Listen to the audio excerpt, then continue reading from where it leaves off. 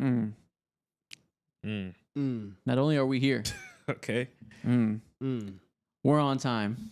I don't see any lates in the chat. We're here on time for what's essentially our first stream of this season. Technically second, but considering we are here for a very special reason. And as a preview, the first day of the NBA season. To me, this is the start of TD3 Live for real. How are y'all doing? Doing fantastic. I can't believe tomorrow is the first day of the actual official NBA season. It's been ages. You itching? Dude, scratching, fiending. I can like smell it. I can smell the sweat stains. I can smell the chalk in the air. I'm almost home. As you guys see by the title, we are going to be here today to preview everything we want to see in opening night of the season. But before we get to that, we got to do what we always do. We got to start with a whole lot of news, a whole lot of contract updates, some drama updates about the King. So much going on today to talk about before we get to the main topic. Should be a fun stream. Where the real eaters at? But before we get into everything that's really important, let's start with some housekeeping about some new contract extensions. Today was the deadline to About extend. people getting paid. We are bag watching, pocket watching. Bread talk to start the stream. Lots of guys got generational wealth today because today was the deadline for a lot of extensions for young players coming out the rookie contracts. So first one, most notable one for everybody up here, considering we have a Hawks fan, Dyson Daniels is now a rich motherfucker after getting a 4-year, $100 million rookie contract extension with the franchise, $25 million a year. Mo, how do you feel about this value? I feel amazing. I feel ecstatic to be like, okay, now we don't have this thing looming in over our heads. But also, this more so tells me a lot about the NBA landscape as a whole. We'll get into the other contracts, I'm sure, later. But this is fantastic value for a young budding star who's only 22 years old, and he has genuinely improved at every facet of the game and has stamped himself as one of the best perimeter players in the league. Amazing deal, amazing value. I didn't want to pay him as much as someone like Jalen Johnson, who's making around like $30 million a year, which is still like insane value for someone of that caliber. Just below that, A+ signing. Our GM is cooking. Yeah, this is solid. I think we're going to see a running theme. A lot of these like good supporting players that aren't stars, like you said, that aren't Jalen Johnson level, where you can justify maybe he'll make an All-Star game one day. Nobody has that expectation for Dyson Daniels. So I think this is kind of the going rate. It's 25 a year. That's about 12% of the cap in the new structure, which it sounds crazy. It's only 12% of the cap these days, but it's a nice, modest contract. Dyson Daniels, do a money spread. do a money spread for the chat, Dyson, because this is good work. This honestly is, and I think like for all the reasons that you guys just said, and like so like we have to think of like every single extension that comes through, regardless if it's for like a role player like Dyson Daniels or for a star, whatever the number is today, it's gonna look better next year and the year after that and the year after that because the cap just consistently goes up, and so whenever you look at like, okay, it's only 12% of the cap. In 4 years, by the time that this whole deal is done, it's gonna look much better. We don't even talk. It's still crazy, and we'll probably talk about it in the last year of his deal. But we got so used to what Jaylen Brown's contract was, and he was the first guy in the NBA to have this like $300 million contract. Mm-hmm. And now you look at it as the cap keeps going up, and it's like, okay, fine, like we can deal with that. You can still build a championship roster around that. Mm-hmm. So for this to get like good value in the moment, you know that 3 years from now, you're going to look back at it and still say, oh yeah, that's a good value. They're debating if you look more like Mikal Bridges or Robert Horry in the comments right now. Come on, guys. Both. Why can't we have both? Like we just got back. I'm trying to give serious analysis about market rate and economics in the NBA, right? And you guys don't have your pen and paper out. More importantly, they said, why is Mo wearing prison pants? Prison pants? These are fluffy, man. What are you talking about? These are mad comfy. And also, prison pants. This goes very whoa. Look at the screen. It looks like a jumpsuit a little bit, the orange on the screen. Out of all the things we could have focused on, like this incredible like TD3 merch that's like been out, don't know if you had it or not. You want to talk about my pants? Again, focus. He's trying to teach you economics. I'm trying to teach you about drip right now. And you focus on the wrong thing. Exactly. Bullshit. They said you're on the yard. You could dress well and get 2 money spreads by tomorrow if you just listen to us and focus. But y'all want to make jokes. And see, that's the thing. Not everything's a game, right? Everything's not really funny. So if y'all can just lock in, then we can continue with the show and we can keep these things going. Bo looks like he is selling album cover. All right, buddy. Yeah. very, very good contract for the Hawks. This is, locking up their core now. Everybody's locked up besides Trae Young. So good on them. This one is one of the more acceptable ones. Nobody's really going to disagree about Dyson Daniels deserving $25 million a year. Yeah. But there's some debatable ones up here. And I think this one is interesting to talk about. Christian Braun also gets $25 million a year, but for 5 years. So once again, to what Donovan said, by the time you get that 5th year, this will look very cheap. Up front, though, $25 million a year for Christian Braun. I've seen some people say, that's fine. Same reasons. Some people were saying they feel like he's more of like a mid-level exception guy. Yeah. Where do we fall? I feel fine with this because there's multiple levels of tax and different things that you have to like bring into account whenever you have the best player in the world, which is one, we just kind of went through this like mini retool and like not like waste, but like this weird transition period because we were getting rid of all of our depth. That's not happening again. You lock any like good rotation player, whether they're starting on the bench, you lock them up immediately. And then you also know that like, yes, if Christian Braun was playing for the Brooklyn Nets or the Minnesota Timberwolves, he probably wouldn't be the same player that he is playing with Jokic. But guess what? He's playing with Jokic. You're in this moment right now. It makes sense to give him this money for what he has, for what he's done, for what you think he's going to do, because the leaps and the improvements that he's made in his game, it has made him a player that is very integral to what they want to do, and that's a championship contender. So I feel completely fine with this extension. Yeah, and it's not like they're going to be a cap space team in recent years, in a couple of years anyways, with their core pretty much locked up and paid substantially. So only thing that matters is where this puts them in relation to the second apron, how much this makes their tax bill worse, makes it more expensive, and how much they can stomach that for whether or not they're contending or not. But if it's between 20 or 25 mil, and that's kind of like the negotiation window, I'm fine with them landing on 25, especially when you get the 5th year. Just because if you do believe this is going to be a guy that's part of this core for a long time, the longer you can make this contract, the better, just because it will be cheaper by the time we get to the end of it. Right now, it's 12% of the cap. It'll be like 9% by the end. So that extra year, I think some people get scared by that because like, whoa, what a commitment. Yeah. For this team and how much they are already locked in, I think the 5th year is actually better. I agree with you guys, but just the thought process of stomaching the fact, like, Christian Braun is going to be making $125 million over the next 5 years for how I think about him in like the NBA role player ethos. It's not low, but it's not like, I can't think of him as one of the best 2 guards in the league, one of the best like rim finishers or anything. He's like great in transition. He's actually a really good defender, but 5 years, 125 is just hard for my mind to establish. It's that sticker shock because really this is like half of what the best shooting guards in the league make. So like, yeah, I also can't imagine him as that. But that's why he's not making 45. The numbers that we have to get used to now as being a small percentage of the cap are just ridiculous. It happens every like 2 years where you really have to like realign what you think is going to be reasonable for what deals are. Yeah. Who didn't get an extension? Who?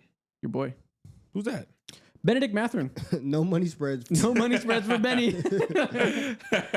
Mathurin will enter the final year of his rookie deal and become a restricted free agent next offseason, a time where Indiana will need to make major financial decisions for its future. Yeah, that honestly checks out, considering how they handled the Miles Turner situation. We're stingy with giving him bread. Makes sense. I think Benedict Mathurin is a player who can either make like the mid-level exception, or he could get like 30 million, maybe like 26, 27 million dollars a year. He's that level of player who just has like incredible variance to his game. So if I'm them, like this is a smart move. And for someone like Benedict, for a player of his archetype who thrives with having the ball in his hands, prove it to me. Prove to me that you're worth that level of money.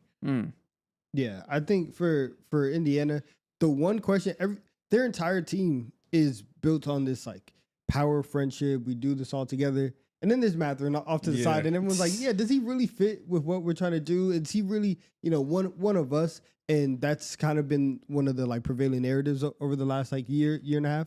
So for the way that like that they think about him, it makes sense that you are continually proving that you can buy into being, what we need, especially in like this retooling year where everybody, like, yes, you want to see everybody take a leap, but you also want to see everybody just be able to like to show that like you are worth whatever investment you have whenever Tyrese gets back. Is he one of us is hilarious.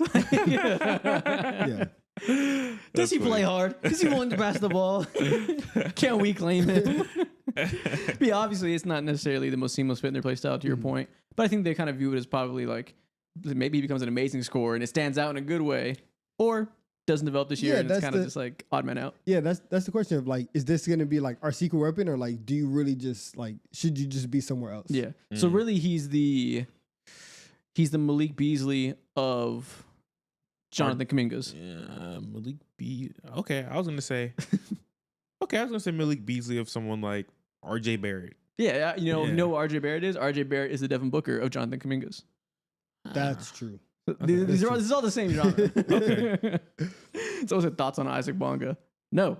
You know who I do have thoughts on? Toumani Camara has gotten any contract.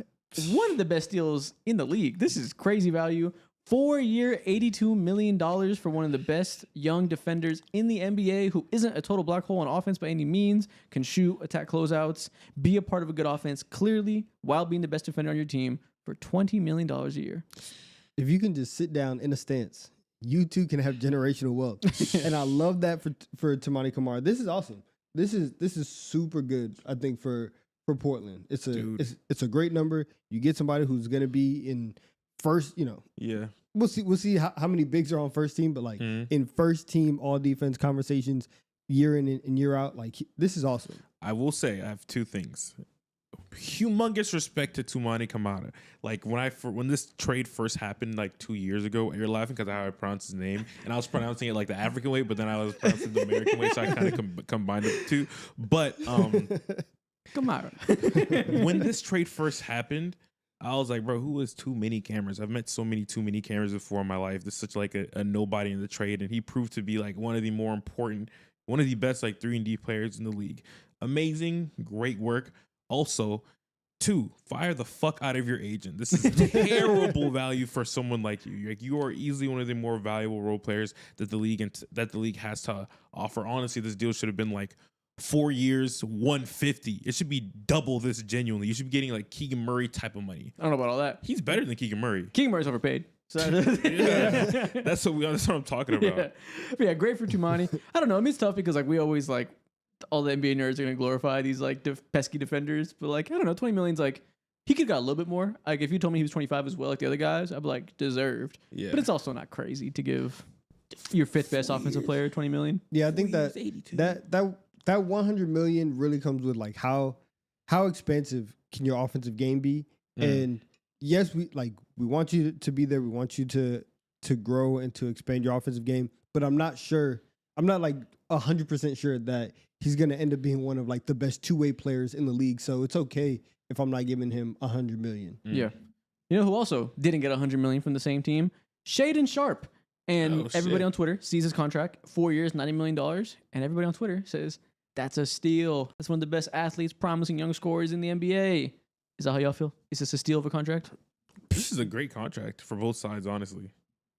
This feels to me the most fine contract I've ever seen. I feel like this is the opposite of a steal. This is like perfect market value for a guard who is like super athletic, super promising, can click in a year. Maybe we see a leap, but also hasn't. Like he's shown to me a lot less than Toumani Camara has. And that's why I'm not gonna say he ran off on the Blazers.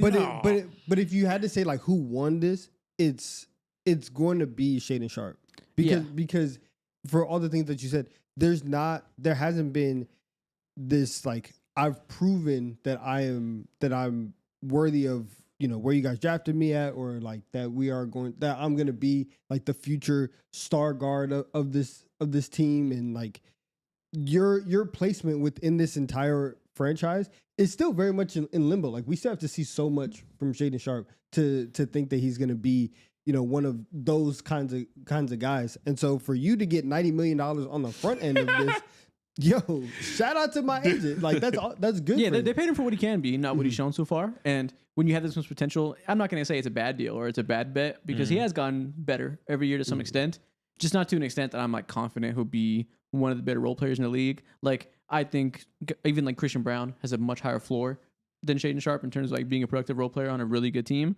Obviously, next year, see what's going to happen in Shaedon Sharpe's game. I guarantee you. Yeah, we'll see. Well, everyone keeps making jokes on mac and cheese.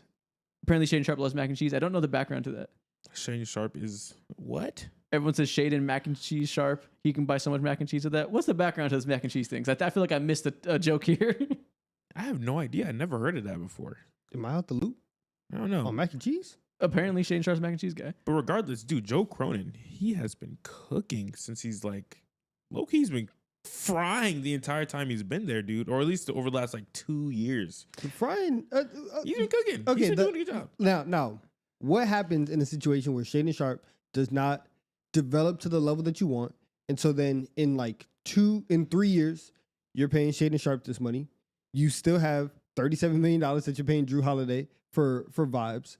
Like there's still deals on this team where even if you are progressing, they're gonna have to navigate themselves out of a low key disadvantage to really take whatever next step if they do keep taking incremental steps to be a better team. That Joe Cronin, he still has to prove himself. I do think that he's done. I do think that he's done GM has to prove himself. Yeah. He's done good things obviously, but he's not frying. They said I'm tweaking and I need Adderall because I'm shaking my leg. Which I do this every time. This is your first episode? I think it's tweaking, bro. They said I'm geeked. I'm in another galaxy. I don't think we've ever done an episode where I'm not shaking my leg.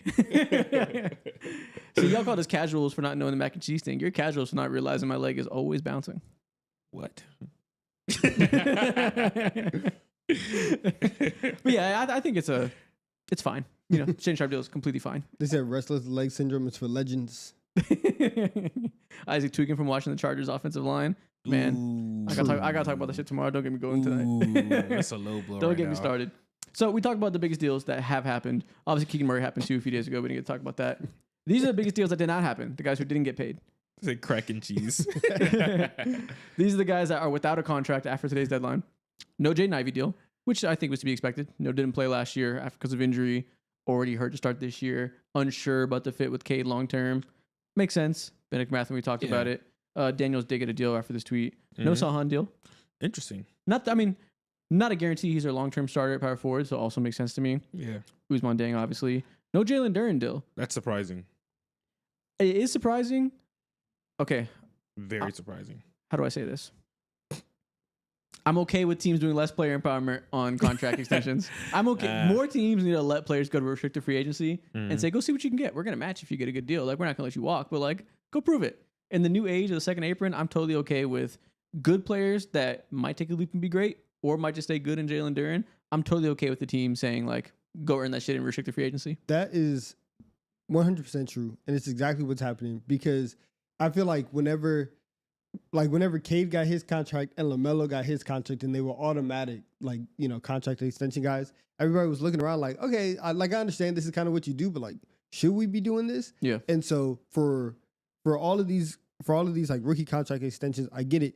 Your guy too is one of the first all-stars, superstars to really be kind of in this situation where normally a guy like Trae Young, who's been on the team for a long time, has been to a conference finals, done all the things, this deal would have been done last year. And the fact that him and the Hawks are still going back and forth, they understand what the second apron does. They understand that if you really aren't one of the definitive 10 best guys, 12 best guys, I don't know if I can pay you max money. And so if they're able to get an extension done with Trae Young and it's not the max and it is a lower rate, I'm very curious to see how other teams and how other players navigate that. And if that starts to become the norm again, where, you really only get the max if you're a top 5 guy. Yeah, I agree with you guys. It's so interesting because traditionally, you're right, this would happen. We've seen it with LaMelo, we've seen it with Zion, Cade, like you said.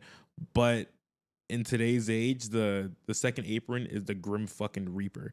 That's everyone's worst nightmare. The type of restrictions that it puts on your organization and how it can legitimately hold back your organization for years. Scary timing. And I think for the first time we have a very smart GM in our hands, and he's someone who has put us in a fantastic situation cap wise, while also allowing us to thrive on the court, be flexible on the court, actually, while also go back and pivot our way into bad moves and stuff. So yeah, Overall, good Interesting. thing. Tari Eason is also another big name here that is obviously really good. We respect him in similar ways to Toumani Camara, I think, as this like premier defensive young player that all the NBA nerds love. Didn't get a deal, probably for, like we're talking about, second ape and looming. The Rockets just paid Kevin Durant. Sengun's expensive. They already paid Jabari Smith. They're going to get expensive real fast, and they'll have some decisions to make. Don't mind them punting that decision for Tari Eason for all the reasons we said. Yeah, and I mean they paid KD, they paid DFS. You just signed Clint Capella as well. Like they spent so much money, and so I completely get it for Tari Eason. Yeah, plus you already have your young demon. You have a Amen Thompson, so it's okay if next year or after this, if you end up feeling like you need to trade Tari or you just can't give him the money, you'll still feel decent. You'll feel better knowing that Amen is still here. Yeah. They have a lot of paths that can go down with Tari Eason. They can either keep him and maintain this insane flexibility they have if they can land a good deal with just the crazy depth right now with him there, or he could be a trade piece in which maybe makes sense to let the next team decide what to pay him, or maybe it doesn't work out, doesn't make a leap, you let him walk or do some kind of sign and trade. There's tons of paths they can go down. So they're the exact team that should let Tari Eason wait. Yeah.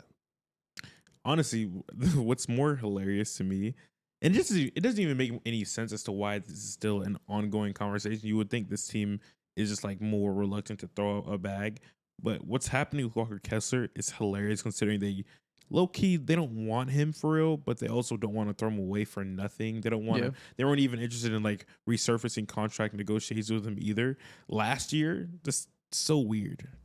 Yeah, that's a weird one because I feel like with Danny Ainge, we don't really know what the hell he wants. Like, there's so much smoke he puts in the media of like, I need 2 firsts for this guy, but I'm also not going to play him that much, and he's also super available. Either he's available, but only if you give me a king's fucking ransom. But does that mean he's really not available, or he is available, but I'm just trying to scam someone? It's probably the scam. Yeah, because he's also gotten the reputation of if Danny Ainge calls your phone, hang up, like you're about to get scammed. So I wonder how much of it is like, yeah, I can call anybody and kind of get whatever deal I want, and so I'm just gonna be, unreasonable with some of the asking prices that I'm putting out there. I'm choosing to be annoying on purpose, but enough contract talk. It's for the brand. Enough contract talk. Enough Danny Ainge talk. Surely, we got to talk about some motherfucking drama. Hell yeah! There's a report that came out today that Russell Westbrook reportedly grew tired of LeBron James's fake behavior during their time in Los Angeles. He said, I hate that fake shit. I just can't do it.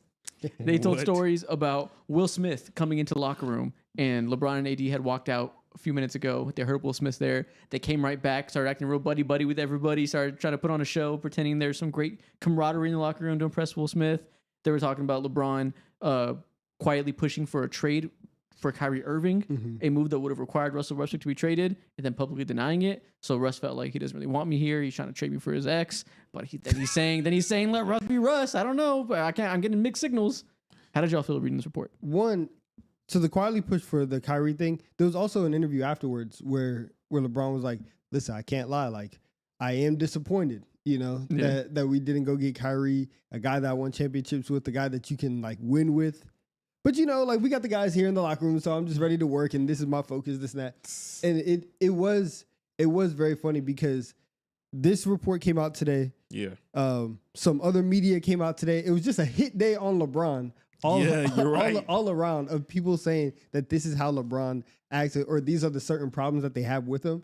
And this makes a whole bunch of sense because anytime after game 1 of the Russell Westbrook tenure in LA, vibes were off. It was just the worst time possible, and you could tell that. Listen, nobody was having fun. I had no more fun in the game. The joy of the game of basketball was being snatched away from me. It was very clear. Look at this last paragraph. Westbrook saw multiple examples of LeBron misrepresenting himself, like claiming The Godfather was his favorite movie but not knowing a single line, carrying the autobiography of Malcolm X to interviews without being able to discuss it, and even saying he predicted Kobe's 81-point game. These moments made Russ view LeBron as inauthentic. You know what's so funny? Somehow the video of him in the bubble with the Malcolm X book in his hand resurfaced on my timeline, and I saw the actual clip. It was like 20 seconds long, and then the interviewer, the reporter, was like, "So, like, what do you find interesting about that book?" And he was like, you know, Malcolm X, very insightful, smart man. That's all he said. So many things, so many ideas. Where do I begin? Just saying nothing. He stood for so much. Yeah, this last paragraph killed me because like this made me respect it less because I'm like, this written by Twitter ass paragraph, all of these Twitter things. I feel like I didn't read the whole article, so maybe it like isn't so rage baity. But this sounds like somebody who was like, if this was like directly cited through Russ as a primary source, who was like, yo, did you see that Malcolm X thing? And he's like, oh yeah, that too. Like it just sounds like this was teed up to him because these are all so viral on Twitter. Yeah, and then on top of that too, another piece, the anti-LeBron and Lakers thing has been like fuming behind Russ too, because there was a video that came out where Russ was signing up a OKC jersey and then some other, like, I think it was a Washington Wizards jersey or whatever, and in between fans holding up their jerseys, there was the Lakers fans in between that too, and he purposely skipped that, and the video like was cut short.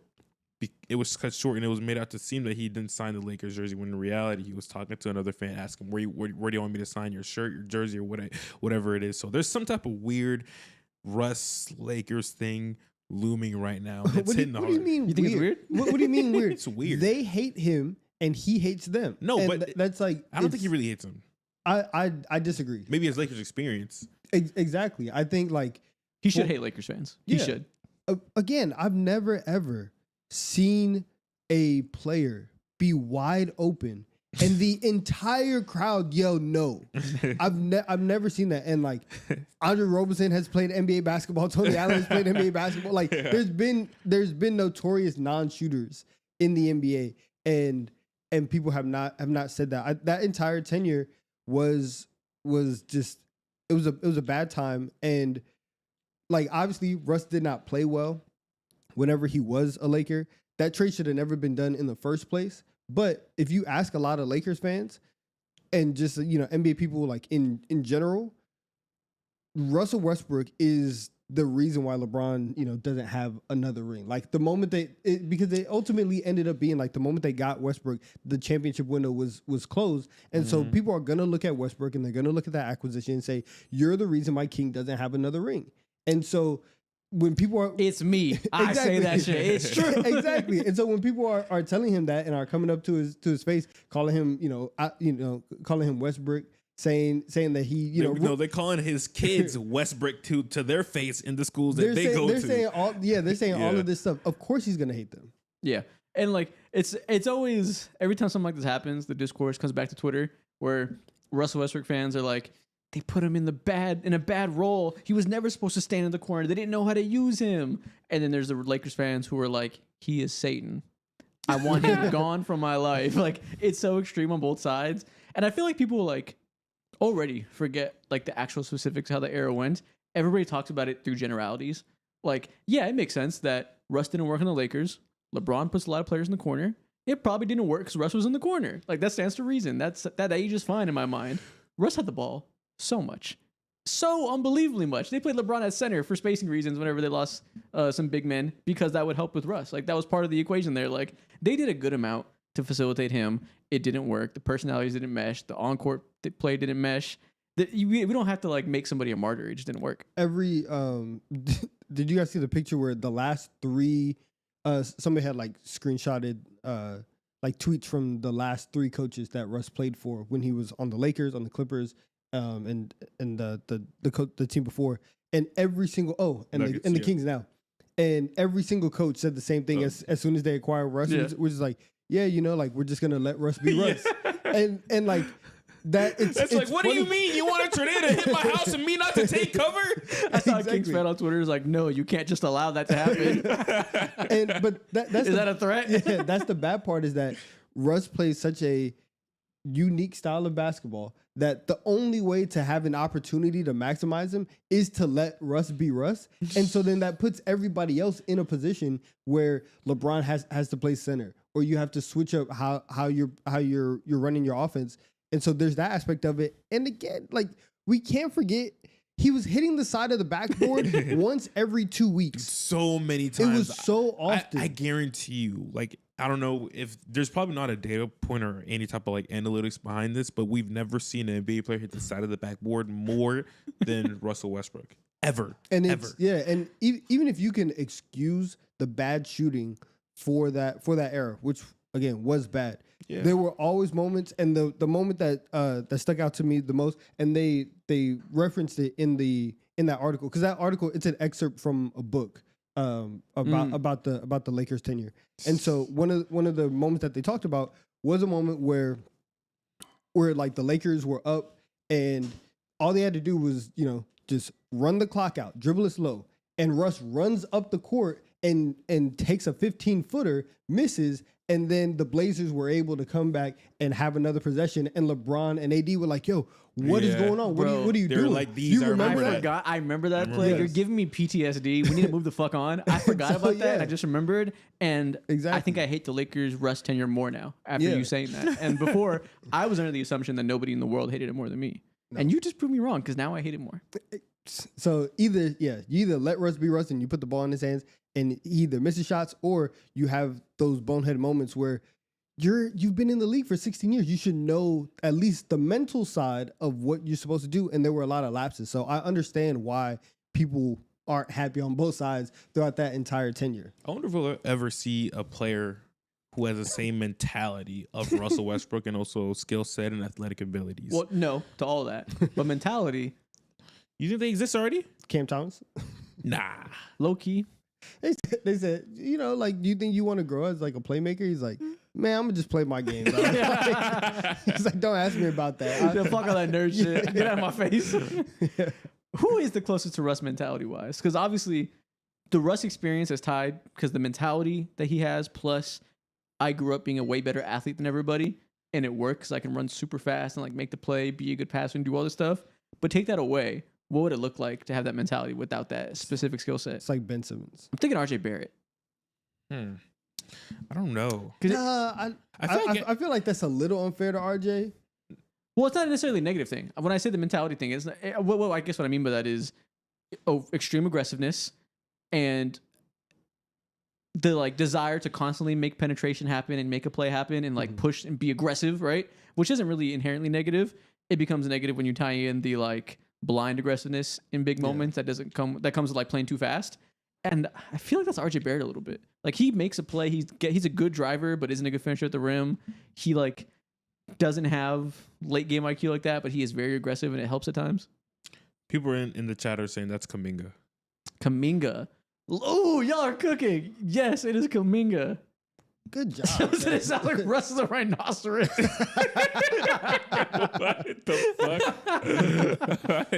Yeah, Kuminga last year. That is a good comparison. Marcus Smart. Yeah, as a playmaker, it's Marcus Smart. He is an aggressive passer, and Kuminga's an aggressive slasher. Yeah. Combine Marcus Smart and Kuminga, and that's Russ.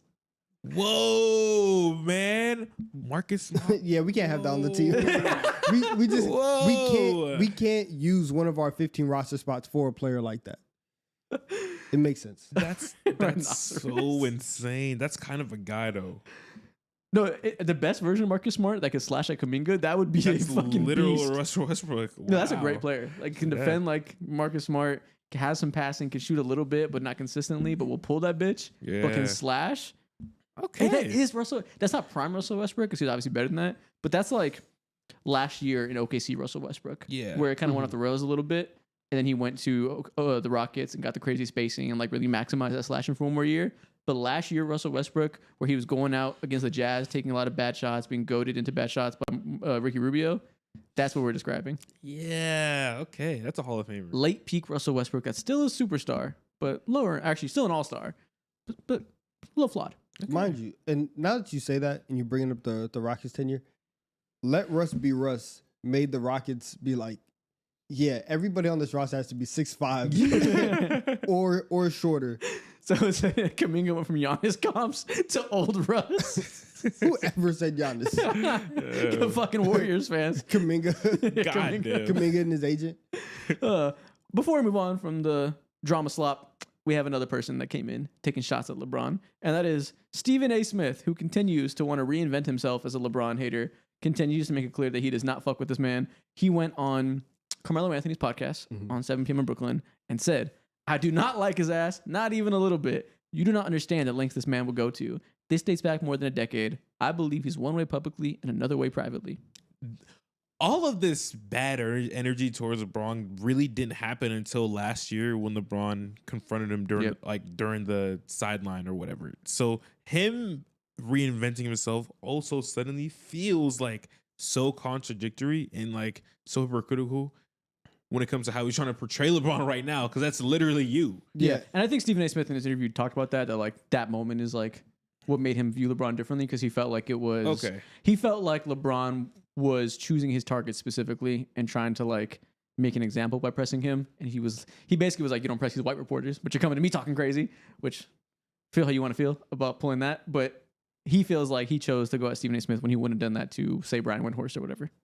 But then, so he went on the Pivot podcast and brought that up, and then brought up an example of LeBron checking Brian Windhorst, which is like, okay, like you immediately just went against this whole like you won't do it to a whiteboard theory. But that's one. Two, also in this one, he was saying essentially, because he was dancing around a lot, but and like being direct, but not being direct. But he was saying that like he did feel like that specific moment was kind of a setup, because he's like, there's millions of cameras everywhere. How come the one where my back is turned and LeBron is like angrily all up in my face, how come that's the only angle? And so to him, that was the moment where he felt like it went into a different sphere. The one thing is, he keeps saying in all of these interviews, I really don't want to talk about it. I only talk about it if I'm asked. Stop going on these platforms where you're going to be asked about it. You've done 2 podcasts in the last week that have come out and you're still talking about LeBron. This happened in January. This happened at the All-Star break. Why are we talking about this still? The new season is about to start. And guess what? First Take is in like season 25. In what are we still doing? 2032, he's still going to be talking about this exact same storyline. This has helped add extra years, extra levels of content, extra ad space inventory for him to go ahead and talk about this, bruh. No, it's ridiculous. To double back on the hate tour, on the press tour, is ridiculous. You need to stop doing this. Shout out to Rasta Lewandowski for tipping $50 and roasting us in the comments. I'm going to take your money but not read your comment. Appreciate you. You go ahead and read that? But yeah, Stephen A. Smith is a hilarious guy.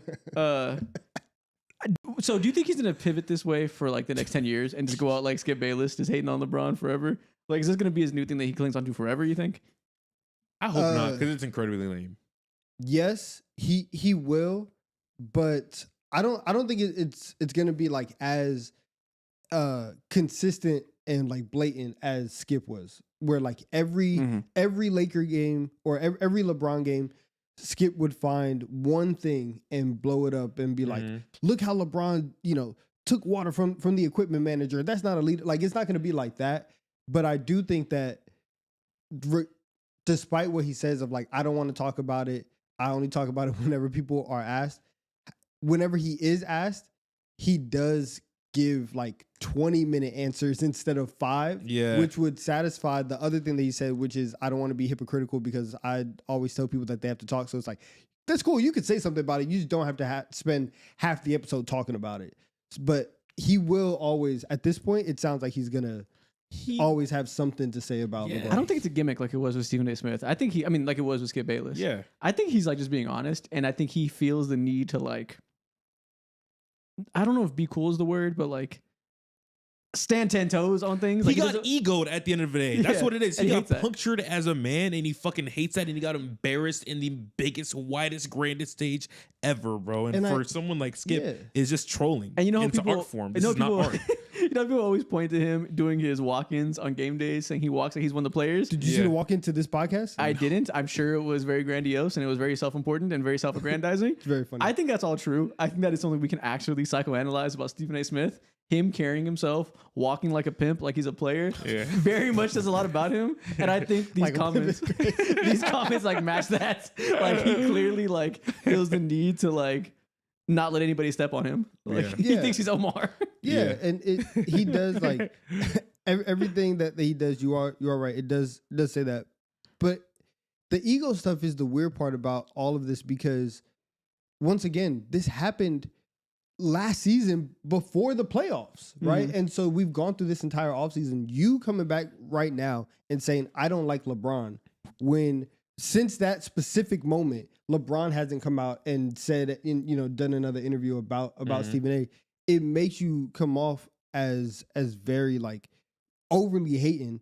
And so now LeBron and LeBron fans, which you're just never going to be LeBron. You're never going to win the popularity contest between you and LeBron James. So anything that you say about like, oh, I don't like LeBron, it comes off as like you're just this hating old man, and you're just going to lose that battle every time. And of course, that's he's not used to losing like mini battles. The last actual battle that he lost from like you could say debate or just like standpoint in terms of how fans view you is, of course, this LeBron thing. Then after that, oh shit, like JJ Redick used to slut you out every fucking Monday when he was on First Take. And then also Max Kellerman used to dog walk the fuck out of him too. All those guys are gone. JJ Redick for other reasons, but he got Max Kellerman out of here, you know? He's used to just like being the big macho man and knocking everyone out to a degree. Yeah, we're psychoanalyzing Stephen A. Smith today. Let's go. We're having discourse about media members. Who's next? Bill Simmons? What do we got to say about him? Yo, his eyes are crazy, bro. Let's cook. Yeah, but Stephen A. Smith, that's the funny part. He's begging us to psychoanalyze him. He wants us to talk about how tough he is, how big he is, how much he's the baddest motherfucker in sports media. This is what he wants. Because don't forget, he would have swung on LeBron. He would have. That shit was swung. so funny. Oh my god. And if it happens again, he will swing on LeBron. And the only reason he didn't, because Jay Prince told him to stop before he gets ugly. Oh my god, man, he's so. Because Mickey goated. Mouse was in a black SUV outside of Crypto.com with his newly minted money. He's like, yeah, I can't mess up the bag. Jay Prince heard the response. He saw the swing and said, "Nah, we can't do that." Oh my god. 44 minutes into the stream. I guess we should talk about the main topic now. Oh, there's a main topic. I guess we should preview opening night and stop having Stephen A. Smith discourse. All right, let's do it. I guess. We should start a podcast about Stephen A. Smith. Have you seen those people that have the podcast breaking down the Bill Simmons podcast? Yeah. We should do that for Stephen A. Smith. Let's do it. A Stephen A. Smith's podcast breakdown I podcast. didn't know people did that with Bill Simmons. That's crazy. Yep. So let's talk about NBA opening night. We have 2 games tomorrow. Obviously, Rockets versus Thunder and Warriors versus Lakers. Where do y'all want to start? We'll go in order. First game. Okay, Rockets versus Thunder is the first game of the night. Defending champs. Is it ring night? Did they get the rings? Yeah, Okay. it is ring night. They get the rings, and Kevin Durant will be there to watch. And not only will Kevin Durant be there to watch, he will be playing shooting guard for the first time since his rookie year, in which he did do that a little bit. They are starting 4 players that are measured and listed at 6'11", and then Amen Thompson at point guard, who is 6'7". My God, the girth and tonnage. I think this works for a team like OKC specifically because they aren't like slight themselves either. The shortest player in their starting lineup is probably Lou Dort, and he's like 6'4", 6'5", and he's like a girthy 6'4", 6'5" too. So linebacker. that type of size, like the lack in height matches up everywhere else. This feels good, specifically against OKC. They can definitely give this team issues when it comes to the boards being physical and all that. I'm just curious how the playmaking and how easy you can get to your buckets in certain spots on the court. Taptio said comic relief lineup, and that's what it feels like. It feels goofy, like somebody's like having fun, but it's probably going to work to some extent, right? And I guess it's interesting. Okay, so before we get into specifically them versus OKC, because I think J-Dub's absence will make this an interesting chess match. The general point of this, I think they're going to do these things every team. I don't think this is just an OKC thing. I think they want this to be their starting lineup, and they want this to work, and they want to like. Ime Udoka wants to like bend NBA history and like be the guy that brought back size, right? He was talking about that in his last media availability. People were on his ass because they were saying Ime's making it sound like he invented double bigs, but clearly they are doing it in a different way, right? It's not just playing 2 bigs like Kat and Gobert did. It's not just playing 2 bigs like Mobley and Jared Allen did. Mm-hmm. Those are your best players. You had to get your best guys out there. That's different. He's doing this shit for the love of the game. He does not have to start Steven Adams. Steven Adams is not one of his 4 highest paid players. He does not have an obligation to make it work. In fact, almost everything about modern NBA thought would say, don't do this. Run from this as far as you can. This doesn't make sense. And they're going to it. They're not just doing double big. They're doing a complete and total absence of shooting and focusing on every single thing else. And this feels like the next version of that because they have shooting and they kind of like, I guess you could say, fix that issue to some extent with Jabari and KD in the lineup. but they don't have ball handling really. They have Amen Thompson as the best playmaker here, or best dribbler here, I guess. No, said that wrong. As the nominal point guard here. Okay. Well, he's not the best handle as Kevin Durant, but you don't really want Kevin Durant playing point guard. So I don't know how to interpret this as like the next evolution of this. So it makes sense for everything Udoka wants to do, because even in Boston, like they made their turnaround, especially midseason, because they just became one of the best defenses in the league, and they rattled off all of those wins because they were super physical. And so coming into Houston, there were even times early on where some of the top guys were like, "Hey, you're not going to play because you're not giving effort on the defensive end." So this is an extension of the culture that he's been trying to set. So I do understand it from that aspect. The Fred injury changes so much of this, because while I do think that they would have used this lineup at a point in the game, even if Fred was here, the fact that he's not really makes it say like, okay, what advantages do we have over a majority of the league? And if we are trying to like mold Amen Thompson into being the point guard, if he's not like that right now on a night-to-night basis, what can we do better than anybody else? What are our strengths? And the strengths are the girth and tonnage of your team. Yep. And so I completely understand leaning into it and just saying like, hey, we may not win the ball handling battle, which for many teams is one of like the 1 to 2 biggest things. But we're gonna win everything else on the checklist of 3, 4, 5, 6, 7, and then we'll win like that. So I get it. I like it. I feel kind of bad for KD because like, bad is the wrong word, but like, damn, like he just wants to hoop, and now this is gonna be some of the weirdest spacing that he's played within a long time. Yeah, for sure. I agree. I genuinely think Ime Udoka, shout out to him. He's such a radical thinker, though. He's such a radical head coach with how he's like pushing these far-fetched ideas and making this into an actual reality throughout I'm not going to say throughout the course of 82 games, because he could easily like bend and start someone like Torrey Eason and play Alfred Sengun at the 5 or whatever. But again, I feel sorry for KD. I feel sorry for Amen a little bit, because all the pressure is on your back, and genuinely like you are relying on KD and Jabari Smith Jr. to be on all 10. You're relying on all your young assets, and Amen, of course, Alfred Sengun, to genuinely make that leap. And I don't know, man.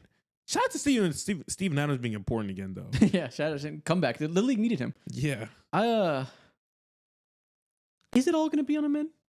I feel like they're going to treat Sengun more like the point guard in this. I think they're going to, in the same way they're doing this, like lack of spacing, throwing it back to the 80s and like going all in on these small things, like winning the offensive rebound battle, having more size than you, being able to go to zone and do these things that are contradictory to the way everybody else wants to play, spamming threes, spamming pick and roll, etc. Yeah. I feel like we might see them like play through the post and have like Sengun as the main hub and do some like modern version of the triangle and like make it very, very unconventional in that way.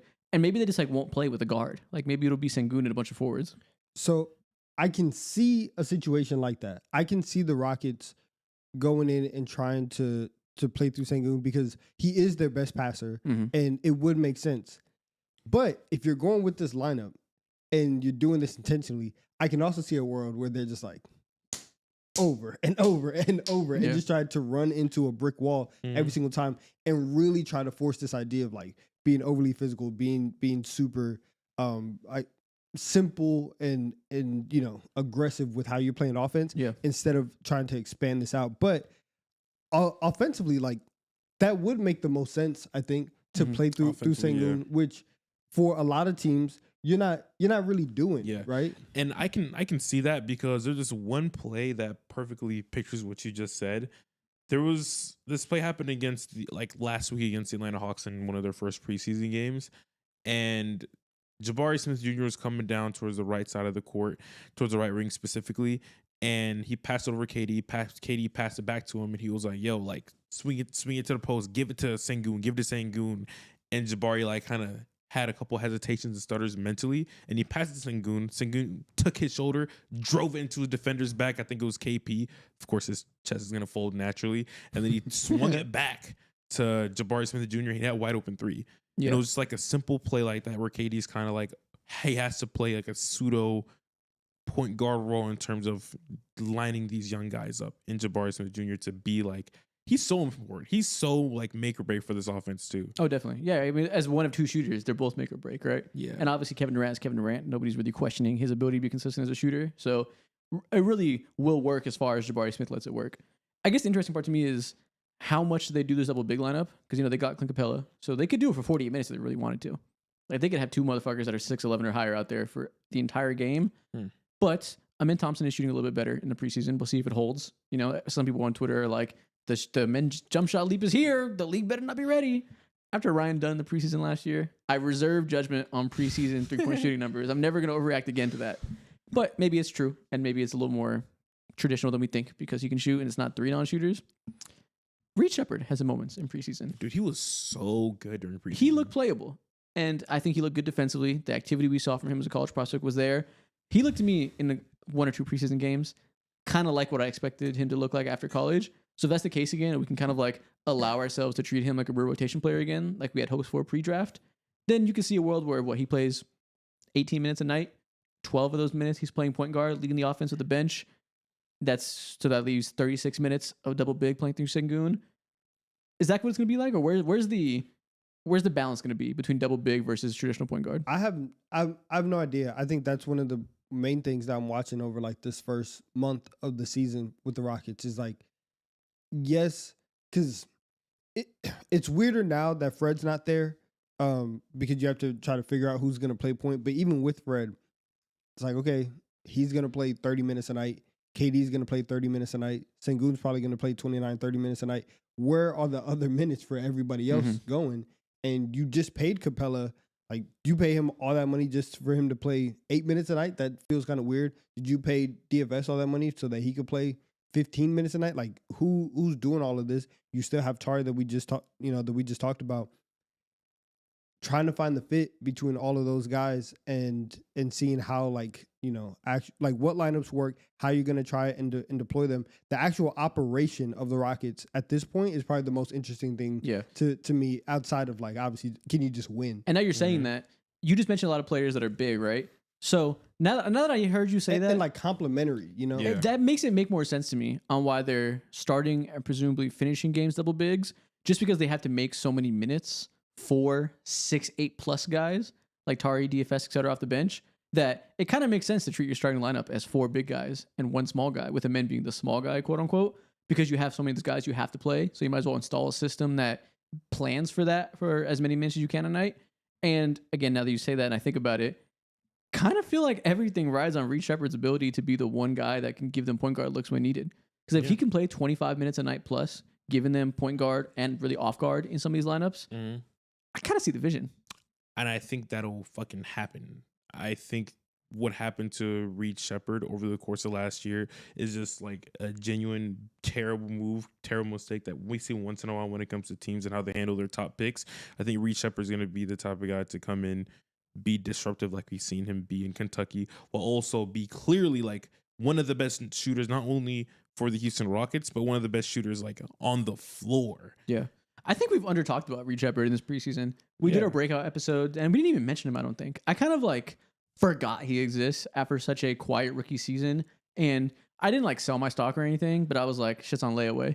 I don't know what he is right now. After a year when he didn't play, when he did play, he wasn't good because he wasn't in consistent rhythm, was barely playing. And like he had moments in March basketball when everybody rested and he went nuts. He had moments in the G League. But I kind of just like put him in the back of my head as I'll wait and see and not coast off my priors and assume we'll be good. I want to see him do something.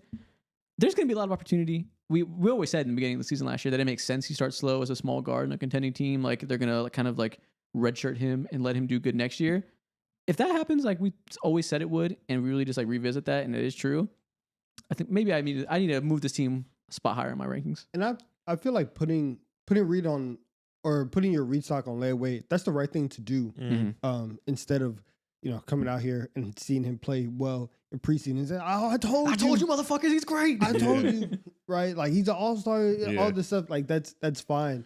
I also think, and as you're saying this, the Rockets are like, you keep using the word like a traditional lineup. I think that's out the window. I think like they're probably gonna operate at the extremes of everything. And so if you're gonna start the games with this crazy lineup where KD's playing 2, there's probably going to be points in the middle of the game where you're probably just going to go ultra small, and you're leaning into your wings and the Terra Twin stuff that you were leaning on last year, and you can just for 5-6 minutes turn up and end the game because we're going to go on this 17-4 run. That's probably what it's going to be, where it's like we're going to see if we can get an advantage on the boards early, and then after we hit you up with all of these body shots, now we're going into speed work, and now now we're going to get out, we're going to run, we're going to defend, do all that stuff. So I can see them just being at the extreme opposite ends of the spectrum. And so once we get to like November or Christmas, it's going to be so interesting seeing how people talk about them, because I doubt that they're going to look anything like a regular basketball team. So I don't know how people are going to, accept them and be like, yeah, this team can actually do something, because the way that the rest of the league plays, or the way that you've thought about a basketball team for the last 4 or 5 years, probably isn't going to make sense with how they want to do it. Okay. So now let's shift to view this. So I think we kind of understand their MO with this big lineup. It makes sense for the talent they have. It's necessitated by the roster they've built, right? And the Fred VanVleet injury. Mm-hmm. Opening night, Denver versus OKC. OKC is down J-Dub. He won't play in this game. We don't really know when he's going to be back. Presumably not that long. I don't think he's going to miss more than a handful of games. But he won't be in this game. He's insanely important for being able to play a team like this that goes this goddamn nuclear big. Because I think what they're going to start is Shea, Dort, double bigs with Chet and Hartenstein. At the 3, maybe they go Caruso, who showed last year against Jokic. He can defend up and play big guys. Like, you can put Caruso on Sengun for minutes and give him trouble and get into his handle and like do the same thing they did to Jokic in the playoffs. Or they can start a big wing if they want. If they want to go like Wiggins, who's tall but like not a good defender, not physical down low. So I don't know if that really helps. Then again, Jabari Smith Jr. is out there, so you can hide him there if you want to, just to match the height and give you one less small guy in terms of rebounding. But I kind of feel like the Rockets have a pretty good opportunity to get out fast with this and get a win with J-Dub out. Genuinely, just go ahead. If I'm OKC, if I'm Mark Dagnall, I'm starting Caruso, and I'm telling y'all, beat each other's ass. This is a full-on fist fight. This is genuinely like the probably 1 and 2 best defense in the entire NBA. And I think for me personally, if I'm Mark Dagnall and OKC, and you're trying to figure out ways to get creative and edge off this win as you're down a star player, this is Chet's moment to go ahead and rise. It's going to be kind of tricky and difficult because I feel like J-Dub alleviates like so much pressure in terms of the spots where he tends to get his shots off. So it's going to be interesting to see how he gets set up to go ahead and do those things. And especially the big thing with Chet obviously is coming off the finals, in which deep in the playoff run after playing 8 months of basketball, well, less for him because he got hurt, his legs were shot. There was times where he was missing open dunks because he just was not physically right after that injury, right? We kept saying all summer, I hope he's doing squats. I hope he's working on that body. I hope the core strength is good next year. This will be a good test because they're going to play through Sengun, like we said. And I imagine we're going to see Chet guarding Sengun one-on-one in the post all game. What version of Chet we're going to get? Because Sengun's had some success against him in the past. He's a big, strong guy. Chet, that's not his strength. Post defense isn't what makes him a great defender. If that is what makes him a great defender now and he's better here, that'll be why they beat the Rockets tonight, I think. Or tomorrow. Yeah, I'm thinking about the Thunder. They'll probably start Kaysen though, and probably move Dort up to 3. I think, and because I do think that especially if you have Chet and Hartenstein, and Chet can obviously shoot, but I think you want as much shooting. Let's really test the limits of this double big, of having Sengun be able to guard in certain spaces. See what Steven Adams can do. See if you can get him into actions. KD. Good team defender. You're also 37. Come here, right? I want to test every single aspect of this defense and what you're able to do. And so I think having Case and Wallace out there, so you're not giving up any defense. If his 3-point shot can come back, because it wasn't, especially in the playoffs, it was not reliable. But we've seen in the regular season, we've seen him have success from 3. That's something that they could probably lean on and be okay. So I think that's probably what I would do, but I'm not 100% sure what Dagnall is looking at right now. Yeah, I don't think he's put anything out yet. I guess it'll be a thing we find out an hour before the game.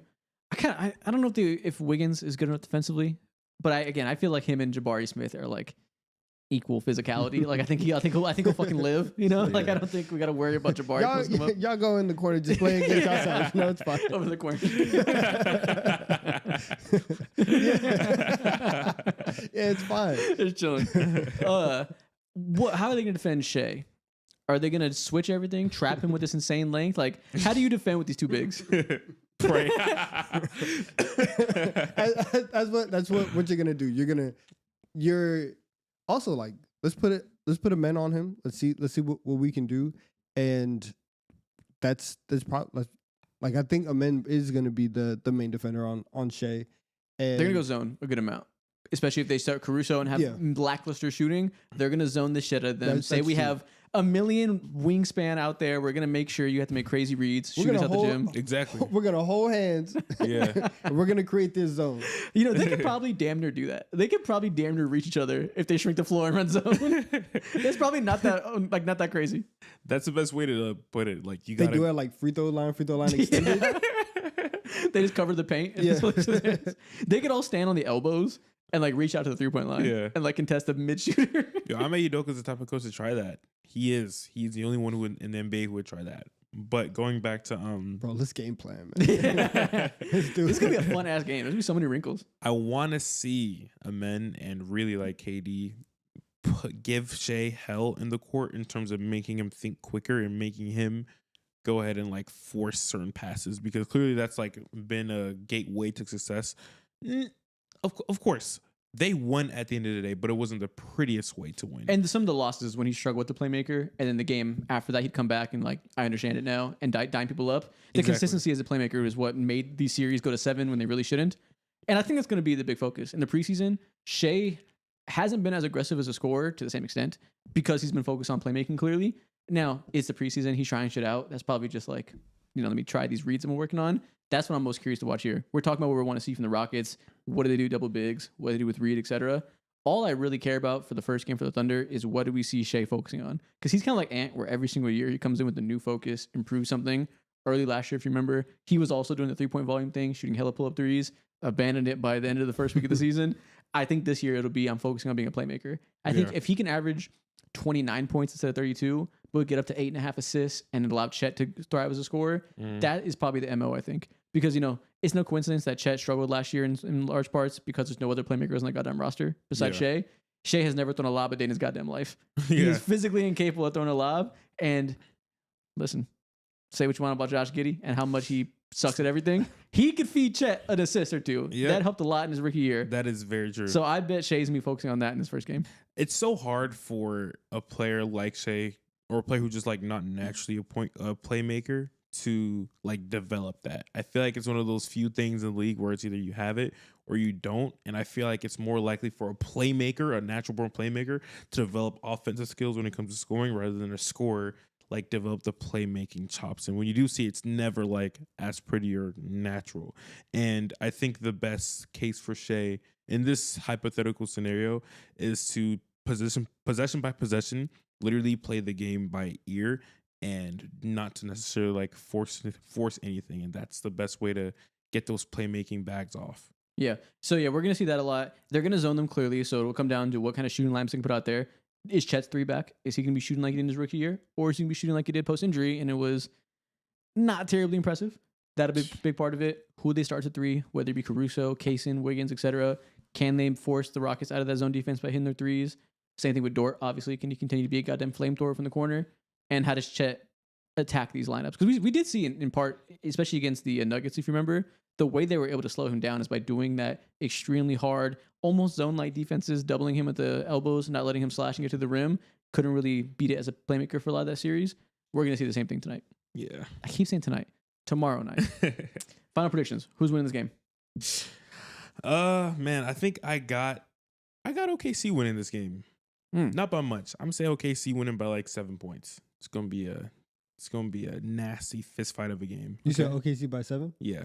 That's actually the spread. Really? 7? Really? It's 7.5. I had no idea. I think the Rockets cover. I think there's going to be a rock fight to the end. I think it's going to be a low-scoring game. I'm betting the unders, whatever it is. I haven't even looked at it. I bet it's low. Yeah. I'm betting like lower. 92 to 97. I got OKC. I think we're going to see for like the fans out there who want to see points opening night, we're going to see a very disappointing game in that regard. I think this is going to be a defensive slugfest. Yeah. I'll go with the Rockets right now. I haven't seen anybody in the chat say Rockets. Everybody's saying Thunder. Someone said blink twice if you're in danger. No, and Edwards Glazer said, "Yo, it's Rockets by 15." Oh, okay, I didn't see that. Go to hell. Someone said chat is always trolling, so they get ignored. Yeah, pretty much. I'm talking about the fucking defensive strategies of the double big lineup and how they defend Shai, and y'all are over here talking about R. Kelly. Of course, I'm going to ignore it. What do you want me to say? That's our community, man. Also, you guys lied. You guys said that Jalen Suggs went bald. I had to do some research. It honestly might be worse. He cut the hair just as lower as you can go, but he's not completely bald. It's not a smooth wax on the head, so he's not bald. Yeah, if you made it a smooth wax, then you're pretty much at that point admitting defeat. I can't. Exciting discourse going on here today. Never admit defeat. So you got that CP3. All right. Next game on the docket. Warriors versus Lakers. We don't know what we're getting yet from the Warriors as far as starters go, but JJ Redick confirmed that the last preseason game was a dress rehearsal for the lineup that he intends to start against the Warriors. He did not say it's the long-term starting lineup. He said it's going to be matchup dependent, but against the Warriors, against Steph Curry, they are starting Gabe Vincent as their fifth starter, along with Austin Reeves, Luka Doncic, Rui Hachimura, and DeAndre Ayton. How do you feel about that? He's there to chase screens and run around with Steph Curry. Gabe Vincent, okay. That's food. Not really. Against the Warriors, not really. That's food. No, it's not. Against the Warriors, that's probably the right choice. Just because you need foot speed, you need people that can run around screens 10-point with Shai. Nah. I mean, not Shai, with Curry. 10-point win. This probably, I think that's the right choice. People obviously hate Gabe Vincent because he got here and has had so many cold shooting stretches, and he's small and can be attacked in certain ways, you know? As far as needing to defend Steph Curry offense, you need a good screen chaser out there. I don't want Luka Doncic doing that. I don't want Austin Reeves doing that. I damn sure don't want Rui Hachimura doing that. Gabe Vincent is the best equipped on this lineup to run around with them. Yeah, I agree. And hey, if you go ahead and convince me that Gabe Vincent is gonna look like the same Gabe Vincent who went ahead and gave Cooper Flag like 8 threes in a row, you got it. If he's gonna have a decent shooting season, shoot 34% from the 3-point line, and whenever LeBron is out, have this be the inserted guy here, you got it. This really isn't bad. Like the Warriors are apparently, I think I saw that they're not planning on starting Al Horford. They're planning on starting Draymond at center most likely to, ease Al Horford's minutes. Not gonna throw him into the Luka Doncic fire game 1 because Luka would be attacking his ass every single time. So they're gonna start Draymond at center.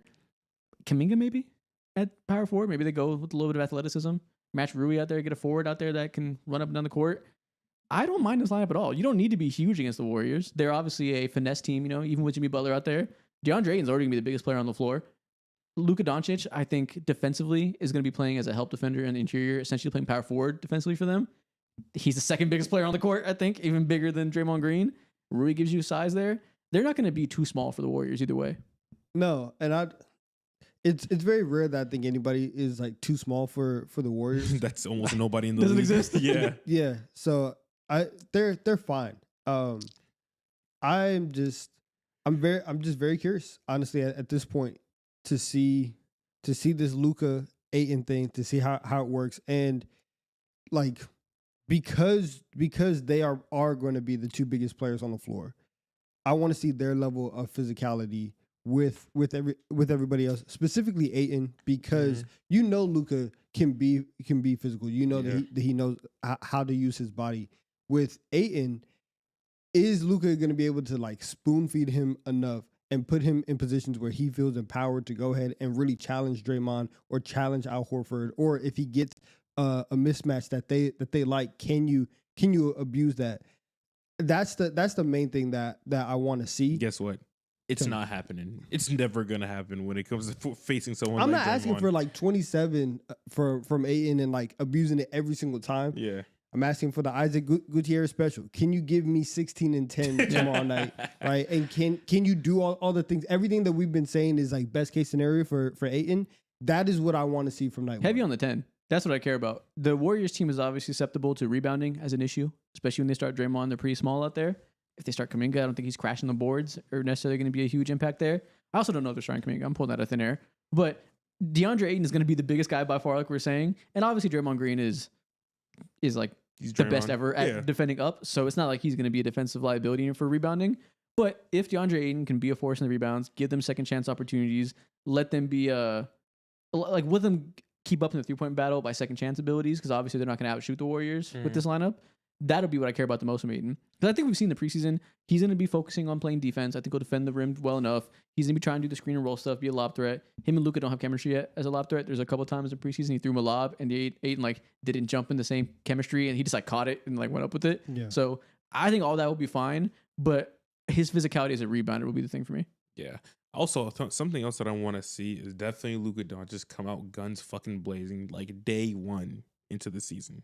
That's a must when it comes to considering where I have my MVP When it comes to predictions my and agendas, expectations. Hell this yeah. this is what I need to see. And this will be an attackable lineup for Luka Doncic too. Obviously, Curry is like not going to be started on him, but you can always attack Curry when you're Luka Doncic and you're 6'7". And I think they're going to start Pods. Do you think Pods is going to be the primary Luka defender to start the game? Yuck. Food, I mean, or maybe is it Jimmy Butler? Do they want to do that with him? Wow, I guess. gravy, mac and cheese, Did they start Gary Payton as a fifth starter to match up with Luka? cornbread. Greens. Yeah.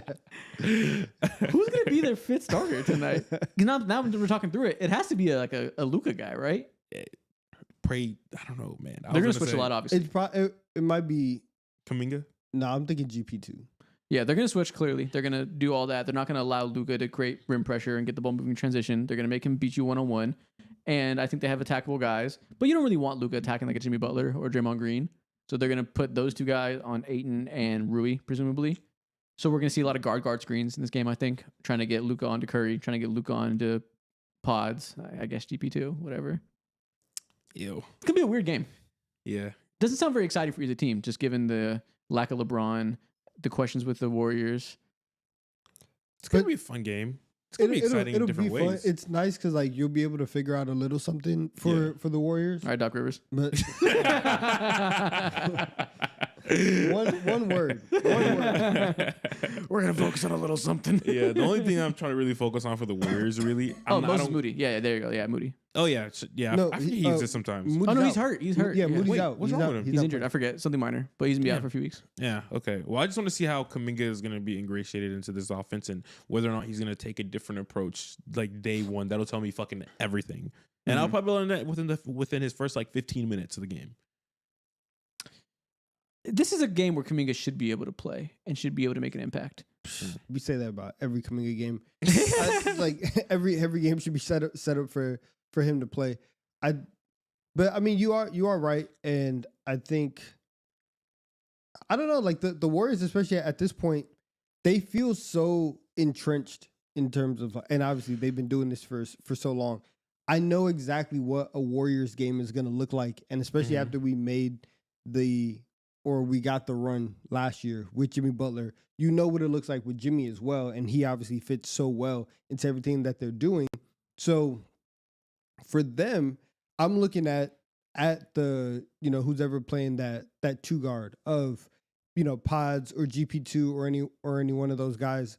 And early on in the season, especially from what we saw last year, Buddy Hield also, are you guys just making shots? Because their run at the beginning of last season, a big part of that was, even though that Pods was playing some of the worst basketball in the NBA, Buddy Hield was shooting the lights out, and you were able to compensate with that. And then once we got to the second half of the season, and that flips, and now you have Pods playing actually well, and you have a legitimate backcourt that you can trust in Steph and in Pods, it's okay.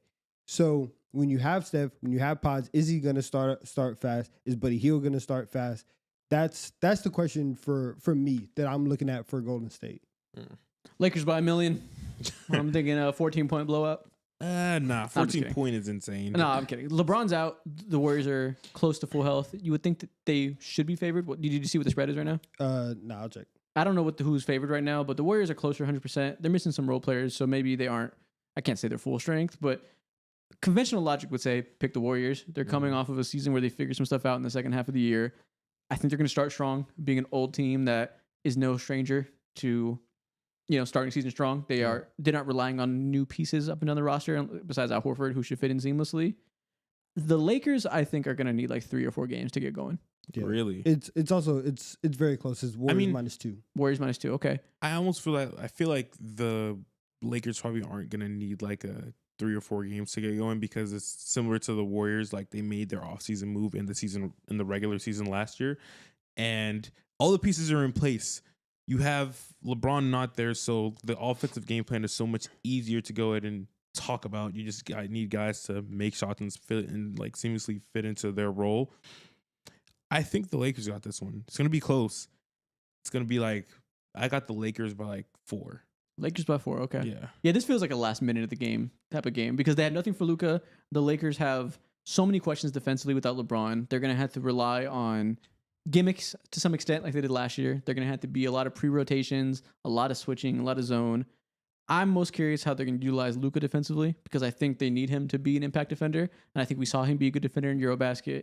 In preseason, I think I was encouraged by the way they were using him as an interior defender and maximizing his size. And like he was blocking shots in some of those games. Yeah. Granted, they were playing the Phoenix Suns backups, and it was pretty goddamn easy to block some shots. Oh, okay. But they were focusing on that. He was being a help side, weak side shot blocker. I kind of liked what I was seeing. You know, with his activity and him being skinny, he can move around a little bit. Now, how does that go with no LeBron when Luka has to take 30 shots a game? I don't know. Yeah. But tonight it'll be a good test here. Yeah, if the Lakers win this game, that means that DeAndre Ayton had a ferocious game. That means Luka did Luka things. Yeah, ferocious meaning like, yo, he gave you like a cool, again, the Isaac Gutierrez special, 16, 10, 17, 10, 18, 10, something of that nature. He didn't get dominated. He got 20 tonight. Yeah, and if he does that, I think they for sure. Nah, I guess Horford and Jeremiah is going to be tough. They can win. This is, that's like the worst big man duo that you can go defensively that you could face in the league right now. For someone like Ayton, who has the issues that he has. Ayton's going to walk into a lot of mid-range jumpers, though. And he is a good shooter, you know, despite everyone like hating the fact that he loves jumpers and wants him to get his big ass in the paint and play like Patrick Ewing. That's not him. Oh, Patrick Ewing's the wrong thing. I meant to say David Robinson. Patrick Ewing will shoot a jumper. But yeah, that's how he wants to play. And I think we saw some good chemistry there between him and Luka in the preseason. I think we're going to see DeAndre Ayton get a lot of shots fed to him in that way, which, listen, when they're not dropping, it's going to piss people off. But I do think it'll work against a team that wants to play some switchy basketball and like allow them to like focus on not allowing Luka to attack one-on-one. I think that'll get some good pick and pop opportunities for Ayton. But yeah, I don't know. Horford, that's a tough matchup. I'm going Warriors by 4. Okay. I could see that happening too. And naturally, I think if I was to bet my life on this game, Warriors. Yeah, but I'm betting my agenda. I'm going against my agendas right now. So they're just healthier right now, and I think that not having Braun in this one is tough. But you got Austin Reeves for a reason. Like he is that secondary playmaker, and I think he's genuinely going to give you his normal 20-5 performance or whatever it is. Yeah, so it feels. But a lot of times, whenever, especially like when these two teams play, and it's been different in years past because it's been LeBron and AD as opposed to like LeBron and Luka. But the Lakers have been able to impose a lot of physicality and size on Golden State. And so if you don't have AD because he's gone, and Luka's there, but like he's going to cook whoever. But like if you also don't have LeBron there to then do even more of that physicality stuff, we don't know if Ayton is going to come out 100% and be this bully ball guy and take advantage of whatever opportunities he has to be physical. Then if we start getting into more of a quote unquote finesse game, I just trust the Warriors in a game more like that. I'm getting on Prize Picks tonight, and I am betting the over on Steph Curry points and the over on Luka Doncic points. Now, the more I think about it, neither one of these defenses have a single thing for their other team stars. The Lakers have some solid big defenders that can defend the interior, not a soul that can stop dribble penetration. The Warriors have not a soul that can hang with Luka in isolation while Luka's looking good and the three-point shots falling in preseason. These guys are both going to go fucking berserk. I'm letting you know right now. NBA's back. I feel it in my bones. Oh, yeah, I'm gambling. So it's always the first week. I'm like, I got some parlays to put in. I know everything. And then I lose, and I'm like, fuck, maybe I'm not very good at this. Yeah, that's funny as hell.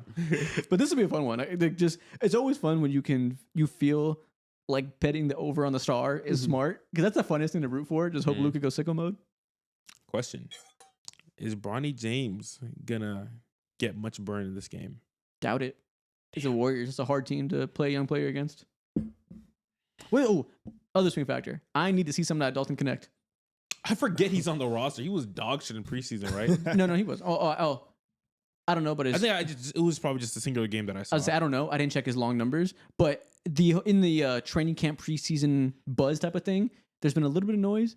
When a coach is like, he was the best player in all of training camp, he was dominating everybody. I don't think JJ Redick tends to lie about stuff like that, and he's saying that Dalton Connect's been out there in the practice gym, killing everybody. We'll see. Again, I don't think JJ Redick would just say that, especially knowing that Dalton Connect has like so much criticism going his way at all times. I think JJ Redick knows if he says that and Connect his buns, that's going to reflect poorly on him. People are going to harp on that. So I kind of believe him that Connect is in a good groove going into this year, second year leap or whatever that looks like. I want to see him at least be a good shooter and give them spacing they need. What if it's just a confidence play? Exactly. Honestly, Like what if he was like, not trash, but like just fine, and knowing that you still have to reintegrate Connect back into this team because again he was traded and then brought back that's so funny, bro. Like that stays. That's a very tough 100% tough thing to place to navigate. It's like obviously his defense needs to be good so they can play him. But offensively, even if his defense will never be great, it can obviously be better than last year. But I don't expect him to be a great defender ever. I want to see him be a flamethrower offensively. I want to see him give him legit buckets. Are you praying that someone like Vando can shoot like 33% this year? Can he like show some life of a shooter or some level These of consistency? numbers are. We're asking for 33%. Do you think I'm a fucking idiot? Do you think I'm fucking stupid? Do I look like I've never watched NBA basketball to you? No, I'm not praying that Jared Vanderbilt can shoot. Do I look like a dumbass? Now, I will say one thing that I am looking forward to when it comes to Vando having his first fully healthy offseason in a long ass time is like, okay, like if you're not going to shoot to like the normal expectation or rate that people have been trying to put upon you, can you at least like be a kind of surprising, shocking playmaker? I'm not telling you to like break the fucking floor, but can you give me 2 or 3 assists a game? Let's get nerdy. You make Jared Vanderbilt a playmaking hub. He can surprise some people on the short roll. Let's use some buzzwords. Yeah, can you do some stuff out of the dunker spot? I'm not expecting you to go ahead and can't. You can't do that. I'm not expecting you to like go ahead and dunk there or like do nothing crazy for it, but like get creative a little bit. Go bounce passes. Give it to me. Yeah, I mean he that is a thing. He's a decent passer in transition, so maybe he can talk about the nail. What they did say is though, talk about the nail. They did say that they're going to use Jared Vanderbilt like a perimeter defender again instead of last year. He basically had to defend centers because the way the lineup was constructed post trade, which isn't good for him. He's not like a good post defender. He's not a good rebounder like that. But he is nasty, fighting over screens, defending point guards. He can do that. So maybe that's the answer to the Steph thing. Maybe they put Jared Vanderbilt out there. He would be an elite corner in football or safety. What position would he play if he was in? Okay, that's Richard Sherman. He's a cover 3 corner that can use his length and space. Yeah, he knows how to cut into corners and angles really well. Nice. Okay. Put on some weight. He can be a coverage outside linebacker. I think so. It's just Derek Brooks playing the wrong sport. Yeah. It's a Hall of Famer waiting. All right, well, that's what we think about both games. Sounds like we're going... Did you go Lakers or did you go Warriors? I'm going Warriors. I'm going Lakers. I guess I'm going Lakers just because I have to. And then... I went Rockets. I got OKC. I don't know. Something tells me to go Rockets, but then something tells me it might take time for them to figure that out, that wonky system. And OKC is undermanned, but we know that really doesn't matter for them. But that really doesn't matter as far as bigs go. It might matter as far as J-Dub goes. I'll go OKC by 2. I'll go OKC because I think Shai's going to close well, but it'll be close. Yeah, I think it's going to be a lot easier for OKC to guard and make the Houston Rockets life hell because they're already like making their own life hell in certain ways that they chose to do so. So I'm going with OKC. All right. We'll see what happens. We'll be back on Friday with you guys to overreact to every single NBA team's first game. We'll be here to do the full rounds, give you a reaction to these games, everything that happens on Wednesdays. TBD about Thursdays. I think we might have to record early in the day Thursday. So I think there's 2 teams that play on Thursday that didn't play on Wednesday. Nuggets and I forget the other Pacers, team. I think. Nuggets and Pacers. You will not get thoughts on Nuggets and Pacers most likely. That's tough. Everybody else though, we will have overreactions for you come Friday. Hell yeah. With that being said, we'll see y'all in a few days. Eaters, we move.